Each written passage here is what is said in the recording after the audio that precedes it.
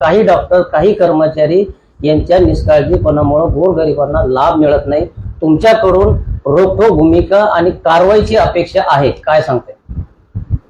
अत्यंत एक काळीमा फासणारी सकाळची घटना, आरोग्य विभागाला अशा प्रकारची घटना। आमचे मित्र योगेश सौभाग्य सकाळी 6 वाजताच्या दरम्यान त्यांच्या घराच्या बाजूला त्यांनी हॉस्पिटल पासून आपल्या ग्रामीण रुग्णालयापासून आखेच्या अंतरावर असलेल्या रस्त्यावरती एक महिला जोरजोराने आवाज करत होती आणि यांनी त्या ठिकाणी बघितल्यानंतर ती महिला प्रसूती, त्या ठिकाणी महिलेची प्रसूती होत होती। कोणी सोबत नव्हतं आणि मग तात्काळ यांनी बाबा काय करायचं तर आपल्या आखेच्या अंतरावर असलेल्या हॉस्पिटलमध्ये ताबडतोब यांनी धाव घेतली।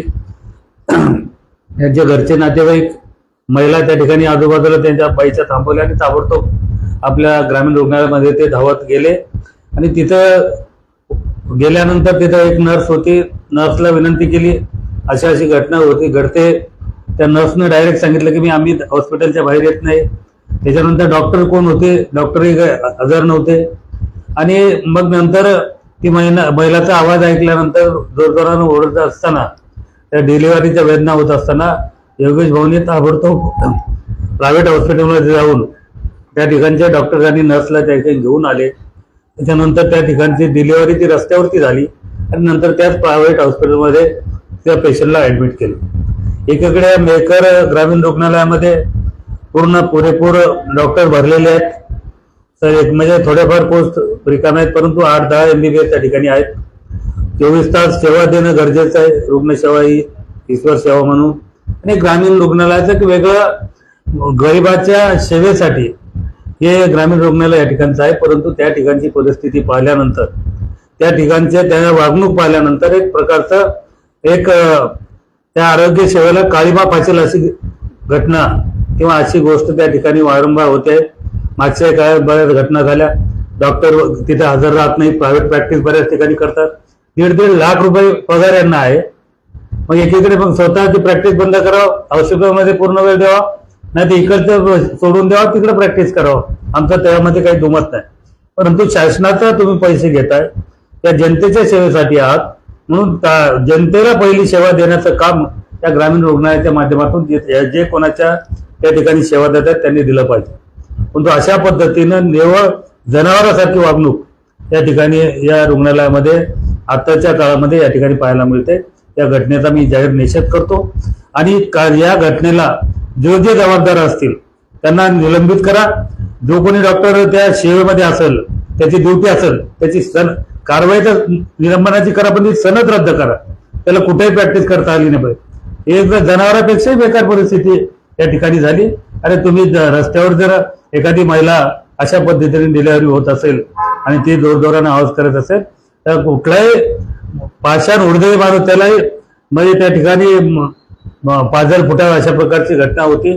ते स्वतः रडत हॉस्पिटलमध्ये गेले तरी त्या बाईने त्या ठिकाणी दखल घेतली नाही। त्या ठिकाणी बऱ्याच शासनाच्या योजनेच्या माध्यमातून त्या ठिकाणी सुविधा दिल्या जातात, त्याच्यावेळी डॉक्टर निर्काळजीपणा करतात। त्याच्यानंतर या गव्हर्नमेंट हॉस्पिटलमध्ये आलेला पेशंट त्याला काहीतरी चुकीचं सांगायचं, refer to Buldhana, refer to Sambhajinagar, refer to Akola अशी पद्धत चालू केली।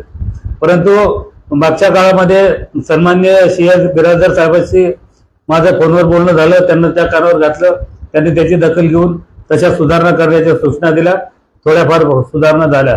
परंतु याच्यामध्ये वारंवार अशा घटना या ठिकाणी होत आहेत। या ठिकाणच्या आपल्या या महिलांच्या जे काही आपल्या डायलिसिस 3 युनिट या ठिकाणी बऱ्याच वर्षापासून येऊन पडलेत, तेही सुरू झाले नाही।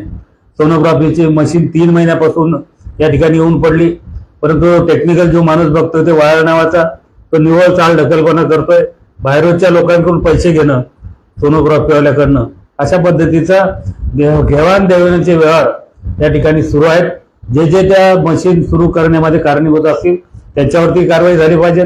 बऱ्याच वेळेस हेच बदल्याच्या बाबतीमध्ये लोणार मेकर इकडे डेपोटेशन, तिकडे ऑर्डर, इकडे ऑर्डर, तिकडे डेपोटेशन, बुलढाण्याला ऑर्डर, मेकरला डेपोटेशन, जाणून म्हणजे 8-8, 10-10 वर्ष या ठिकाणी सेवा देतात।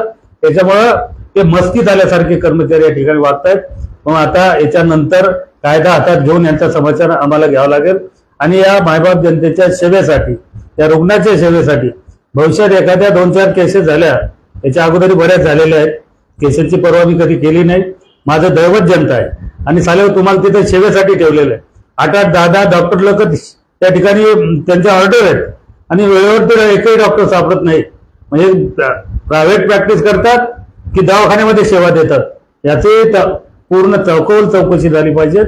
आता ही गोष्ट मी माननीय